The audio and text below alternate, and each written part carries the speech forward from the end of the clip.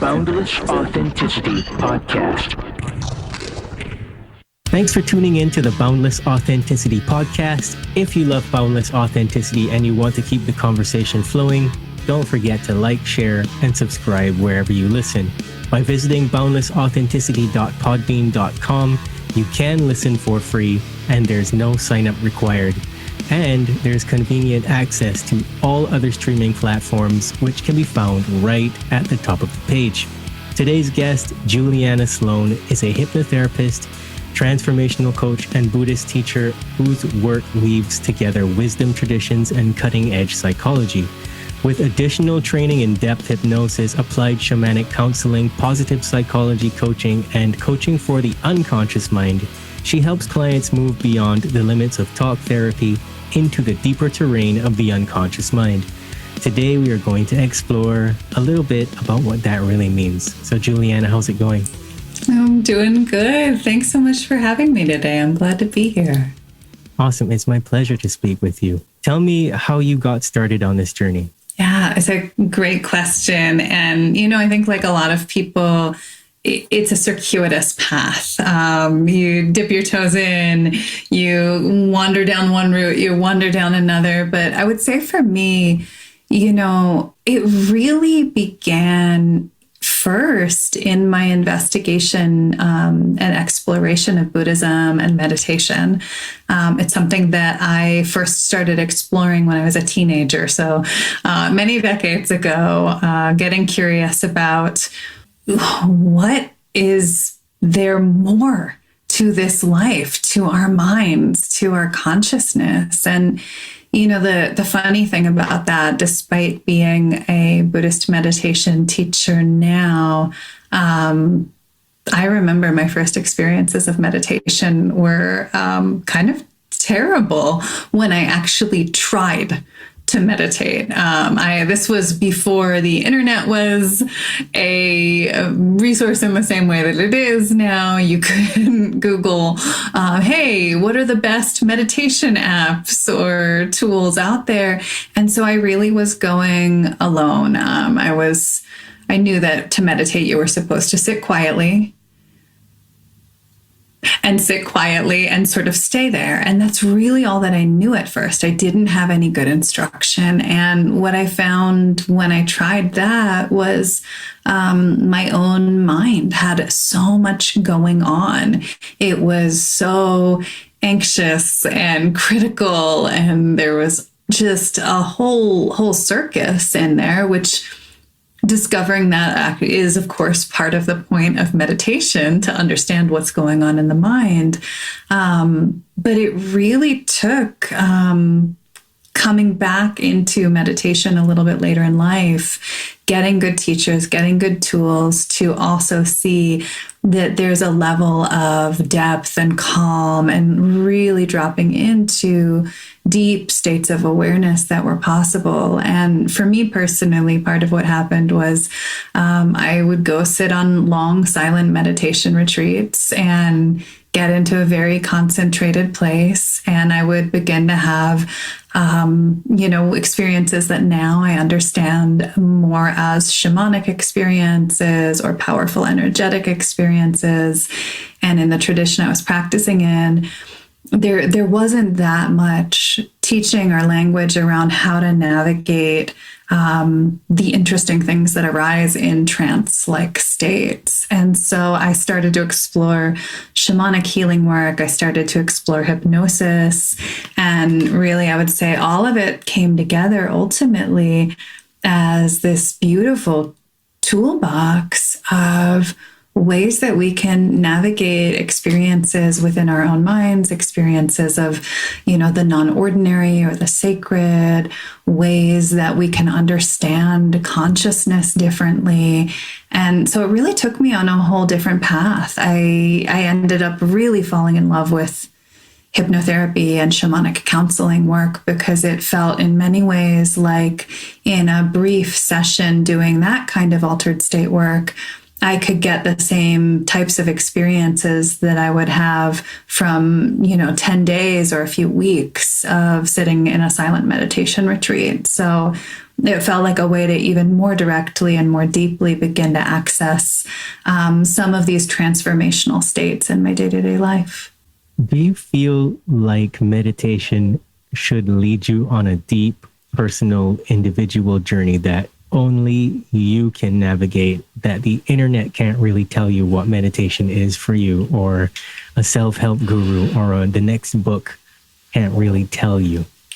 I love this question. And I think it's a little bit of a both and. We are so fortunate that there is good information out there. I gotta say also, there's a lot of really bad information out there.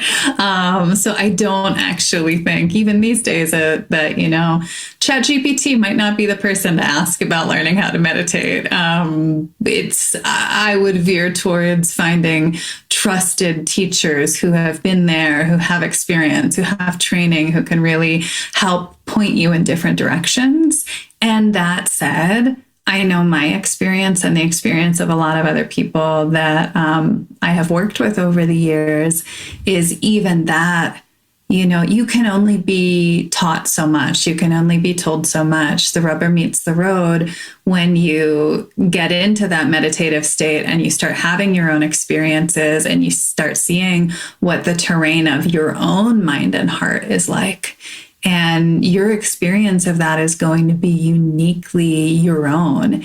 And people can point you in directions and say, hey, have you thought about this? Or here's a set of teachings that might be applicable here.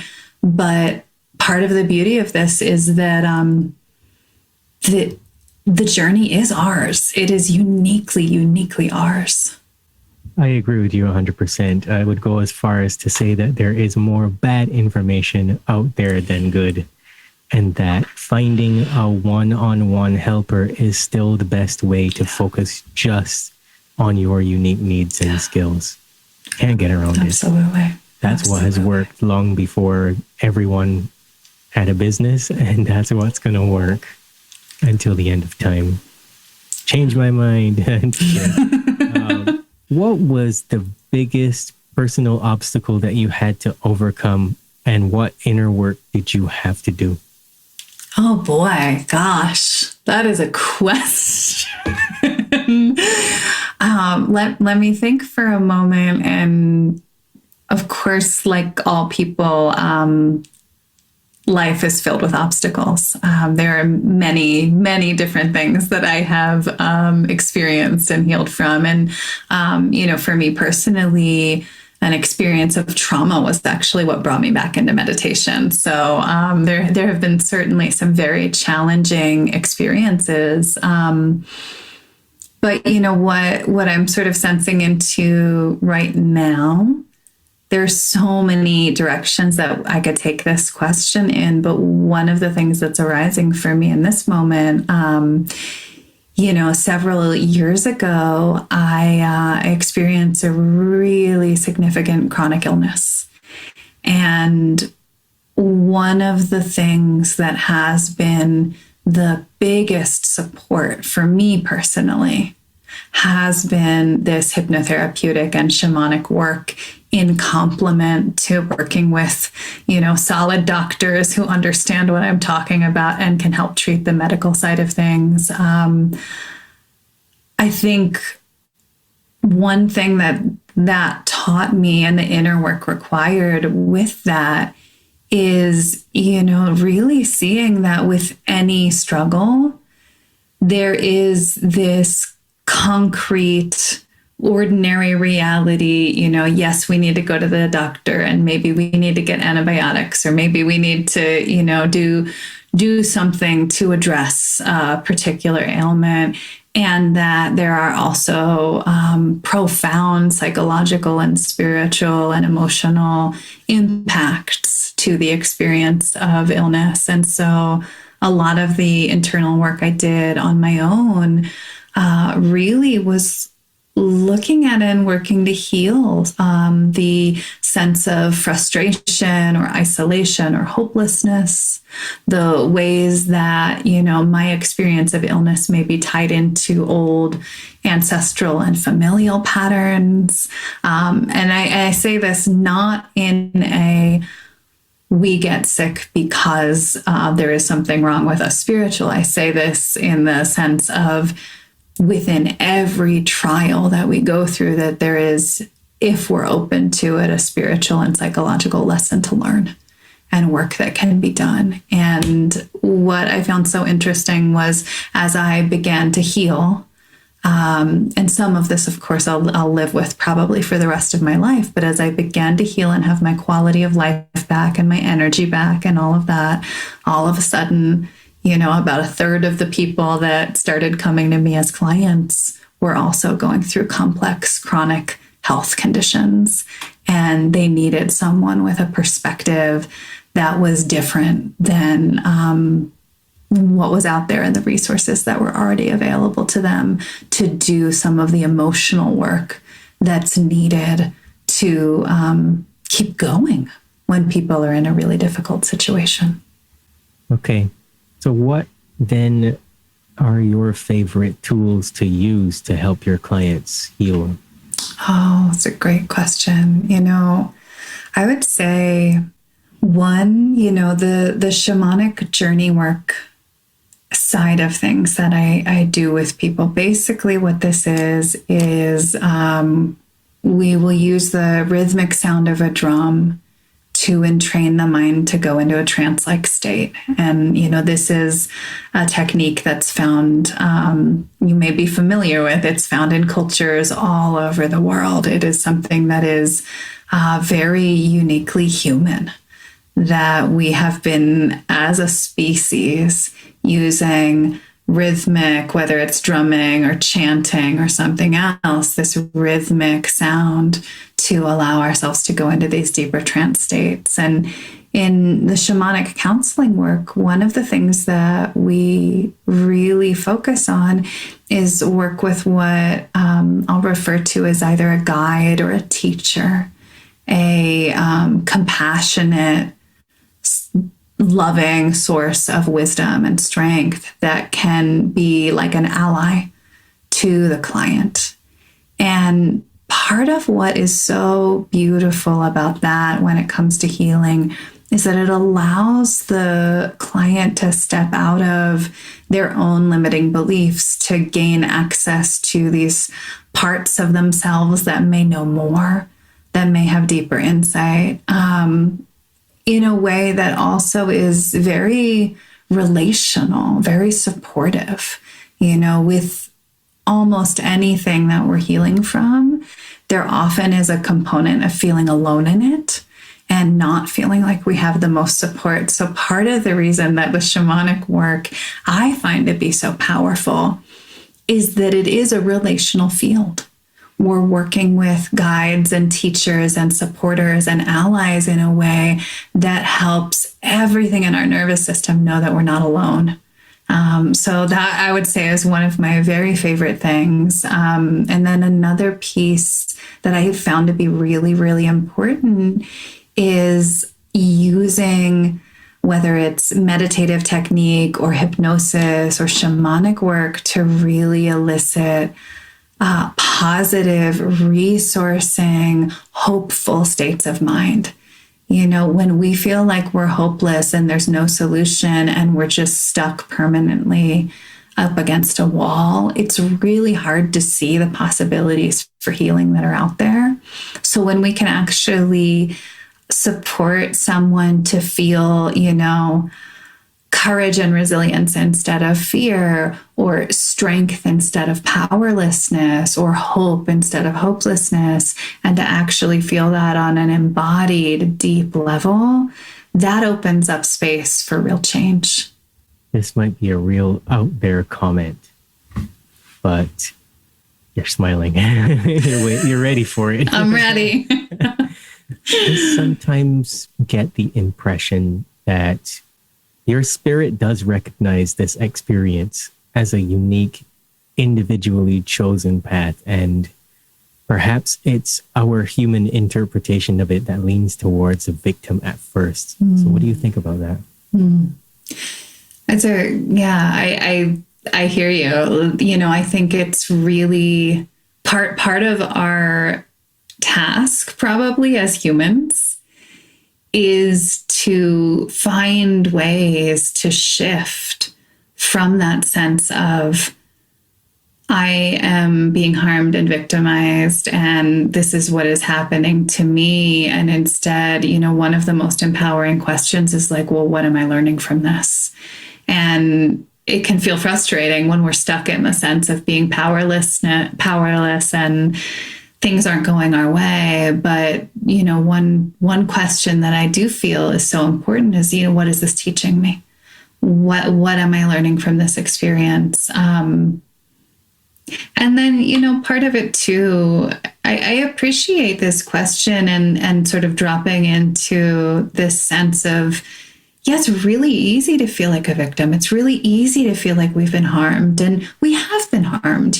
People are harmed and oppressed and put into difficult situations all the time. It's, not to say that's not very real and it doesn't cause truly deep suffering. And, one of the things that I hold in my heart for myself, for my clients, for the world, is also the understanding that this idea that we have that pain is somehow a punishment and pleasure is somehow a reward, this is a misunderstanding. That we don't get sick or get into a bad relationship or get born into a family with a parent that, is abusive or has mental health problems or whatever. That doesn't happen to us because we're somehow morally wrong or deserving. And a lot of the time, when you start to do that deep work with someone, there often is this sense internally of like, oh, somehow I deserve this, or something is wrong with me, or, this is happening for a reason. And that's something I really, I want to challenge in myself and my clients and the world that, this is not some kind of a moral retribution when something bad happens to us. It's part of the human experience, and it's something that we learn to work with and heal from. Not a moral failing. I have a very serious expression on my face. I'm really feeling what you're saying, because you're speaking from such a grounded and kind of a healed place. You have a very peaceful energy. I'm just like super serious over here, taking it all in. What I'm sort of interpreting from you is that it's the part of you that looks out through your eyes. That's what's having the experience, and not all the stuff that your brain wants to fill the gaps in with. And I agree with you. There's so much going on that's working against us, but personal responsibility and individual work is the only thing that will save us all. Yeah, absolutely. And the beautiful thing about doing the individual work, I work with a lot of people who are doing a really important, meaningful work helping others. A lot of folks that I work with are healers or therapists, or they work in social justice or nonprofit organizations. They do work that is really for the benefit of the world.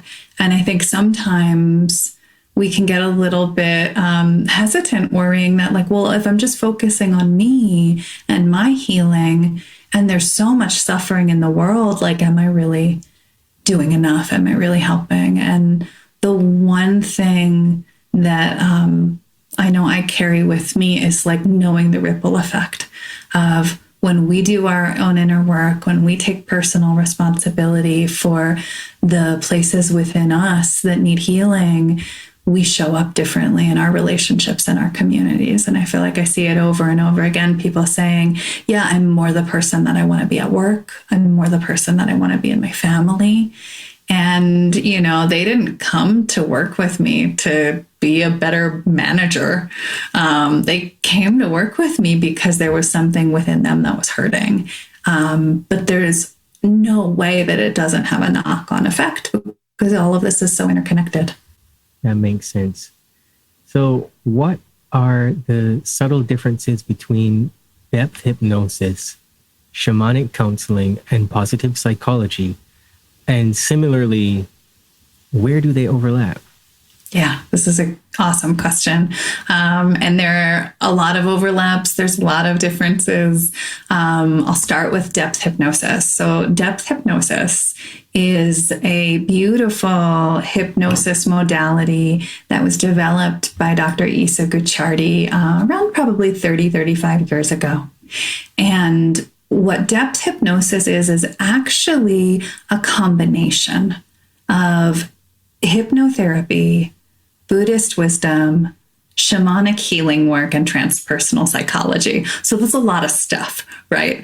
Basically, at the heart of that is the inquiry into where is the root of our suffering and how do we bring healing to it?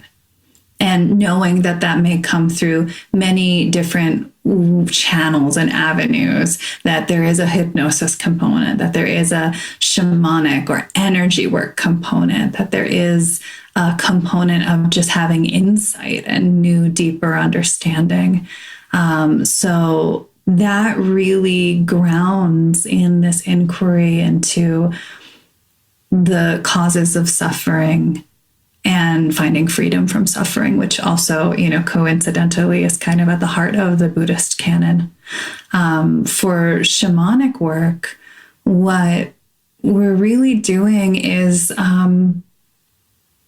we are using the trance state to drop into a space where we can connect with guidance, support, new insight. And this is really rooted in connection with the earth, in connection with a sense of something greater and more supportive beyond just our human selves.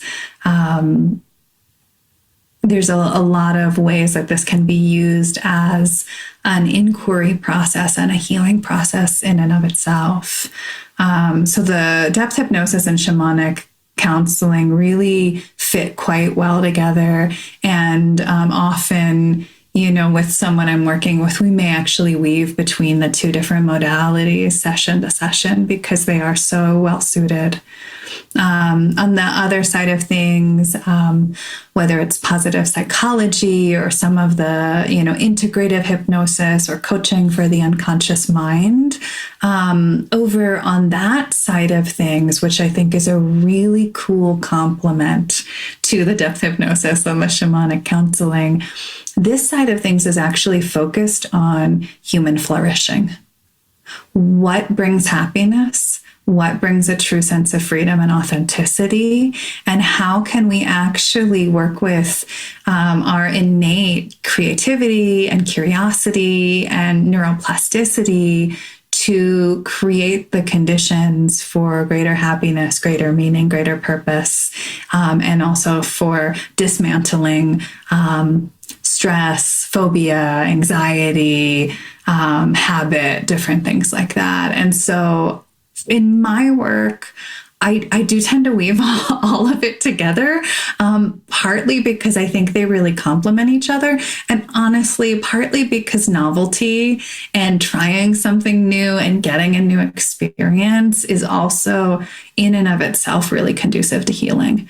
If we're bored and we feel like we're doing the same thing over and over, it's not going to be that effective. We're not actually going to have a great experience. But if we're getting to have meaningful, interesting, profound experiences from many different angles, that is going to create change. Makes sense to me. So what are your values and how do you strive every day to make sure that you live in alignment with them? Oh, wow. So many directions that I could go with that question. And, for my own kind of value system, a lot does rest in the Buddhist practice. Particularly thinking of values, in Buddhism, there is this idea of these certain precepts that a person takes in order to live a life with less suffering. And this is things like not harming other beings, not lying or stealing, not doing things that actually cause harm to others. And that I know is at the heart of much of my work. The first time that I read about some of these precepts of not harming, I was a young adult, and I just remember thinking about how different my life would be had the people in my life committed to nonviolence, to kind and courageous and truthful speech, to, not taking what isn't offered, to being, careful about what we put into our bodies and how that impacts us mentally. All of these different things, So at the heart, there is this foundation in a real wish not to cause harm to myself or others, and that is a guiding light. I would also say that there is a big value system for me too around joy and fun and expression and creativity that I think in some ways, non-harming creates the conditions for greater freedom. And within greater freedom, there is more space for joy and laughter and connection because we are safe and we're able to trust each other. So I would say that those are kind of the underpinnings of, a lot of my view. And it's tough to point to like very specific, and I do this in my life as a result of that, partly because all of these practices, it's less like a dramatic on and off switch sort of thing. And it's more like being a stone in a riverbed that gets smoothed over time. And, that's actually how I look at healing generally is, it's usually not a sudden and drastic change that happens all at once. It's usually something that's repeated over time and then gets woven into the fabric of your life. So what is your definition of a healed person? Oh, gosh. I mean, are we ever fully healed? I think that part of being a person is that we are probably frequently bumping up against things that show us new facets of healing and discovery that need to happen. But I would say, in my experience, what feels most healed is when we are able to really embody kindness to ourselves and to the people around us. And we're able to have an appropriate response to whatever life hands us. Oh, how do I make this worse for you? That in itself leads to a big question. So let's make that question even bigger by saying, in your daily life, how do you see the impact of unawareness and selfishness and entitlement working against the collective growth of humanity? And what would you suggest each individual person do to make sure they're not contributing to that? I love this question. You're going to make me go on a rant against capitalism. I'm here for that. Do it. We're in a pickle right now. Like this is not a good situation that we have gotten ourselves into as a species. And, from the Buddhist lens, they talk about this idea of there being three poisons: greed, aversion or hatred, kind of pushing away, not liking, not wanting, and then delusion. And, the truth of the matter right now, at least from my perspective, is that we're living in a world where greed, hatred, and delusion are just like running totally rampant. And every single day, I can pick up my phone And I can see 1 million examples in, 10 minutes scrolling on Instagram of violence, of buy this, you might be happy if you, get this new dress or lipstick or shoes or whatever, all of this content is so in our face right now.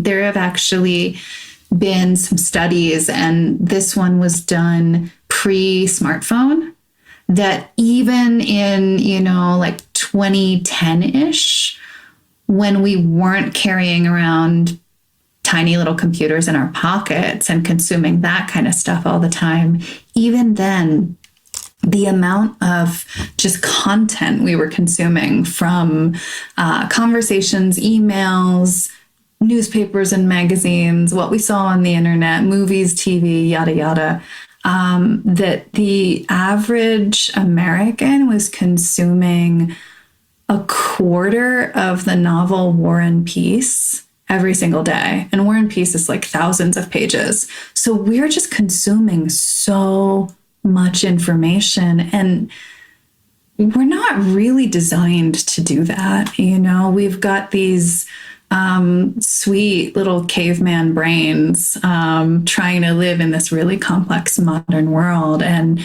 that in and of itself is really difficult. So we're up against a pretty formidable opponent. But I would say, when I think about, well, what can people do on a day-to-day basis to make this easier, to make this better, to not kind of fall into the machinations of the system,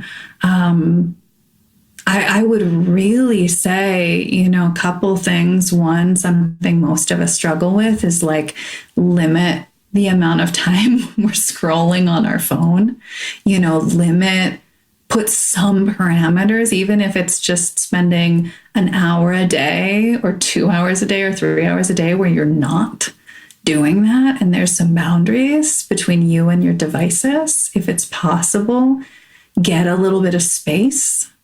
And really focus on building real connection, whether that is with friends and family who live right there in your own community, or people who are at a distance that you care about. Real connection goes a long way. It goes a really long way. I guess the war is on the inside, so you got to take back your power from the system, and no is always a valid answer. I see the same thing, just more and more fear mongering. I can't make any excuses. People come on this show and they're like, it's reptiles under the surface that are going to kill us. And yeah, okay, but unless we all get flamethrowers and like burn them, the only option we have is to kind of take back our power from the system, because at the end of the day, it's what we allow. Yeah. This is ultimately the more each one of us heals and wakes up, the more we're going to be able to stand up for what's really important. It's true. I see mostly on the internet these days. Now they allow conspiracy theories to be rampant on the internet. Yeah. Now they allow everyone to have a voice and a political solution and a suggestion and an opinion. And it's not actually creating anything good. It's kind of causing us by default to go back into a shell. And that's just not good for us. Yeah. We didn't have that. I'm glad that you still remember the time where everything was more colorful and more peaceful and quiet. And even then, as you said, overconsumption was just rampant. It was a really big thing. I don't think that generations to come will ever really be able to fully grasp that. Yeah. I feel so grateful, all the time to be in my 40s and to remember a big chunk of my life that was not influenced by Yeah, the powers that are now so influential. And I think, one of the things that is so important and this so feels relevant to healing work and to personal change is to also just be remembering that, the overwhelm and the information overload, it is intentional. This is the aim of some very big and very powerful corporations. And so anytime that we are taking our attention back, anytime that we are practicing mindfulness or connecting in our community or saying, no, I'm not going to go online shopping today, we are taking our power back from, some very big forces that would like to accumulate as much power and resource as possible. Is there anything else that you would like for us to know about you? Oh, let's see. I think that healing should also be fun. I think that healing needs to have an element of wonder and awe and beauty and joy. And it's a big part of why I've gone in the direction that I have gone in my teaching and my work, that one of the most powerful mechanisms for healing actually is feeling our own power and sacredness and beauty and connection. And so that's something that I really want for those who come into my orbit and for those who I can pass along resources to, that healing also be something that is not a constantly too serious slog through difficulty, Fantastic. Thanks for being a guest on the Boundless Authenticity podcast. Tell us where we can find you. Thanks. My website is Juliana Sloane. That's JulianaSloane.com. I always spell it because not only do people misspell it, but there's actually now a famous singer whose name is one letter different than mine. So that's been interesting. JulianaSloane.com. There are links there on that website to do a one-on-one consultation if you're interested in doing work together.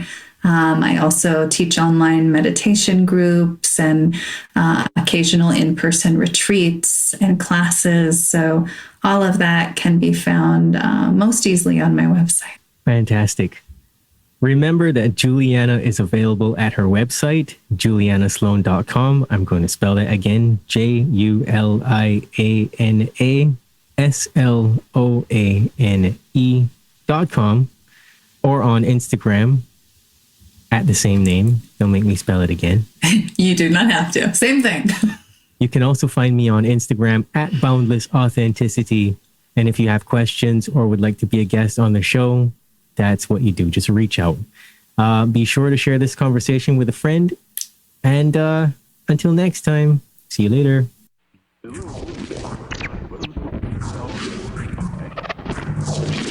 You're listening to the Boundless Authenticity podcast, where we discuss everything related to the evolution of human consciousness.